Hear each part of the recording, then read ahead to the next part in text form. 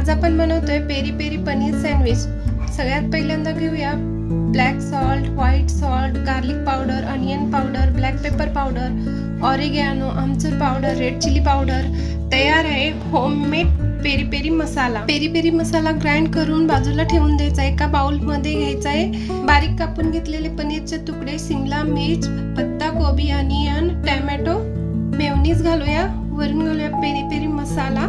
हे सगळं मिश्रण मिक्स करून घ्यायचं आहे, बाजूला ठेवून देऊया बाउल। 4 ब्रेड स्लाइस घेऊया, वरून घालूया हिरवी चटणी, मेयोनीज घालूया, छान असं पसरवून घेऊया, वरून घालूया आपण बनवलेलं स्टफिंग, छान पसरून घेऊया, बंद करून घेऊया, वरून लावूया बटर, पॅन मध्ये शेकून घेऊया, शेकून तयार आहे, काढून घेऊया, वरून घालूया पेरी पेरी मसाला, कट करून घेऊया। तयार आहे शानदार पेरी पेरी पनीर सँडविच।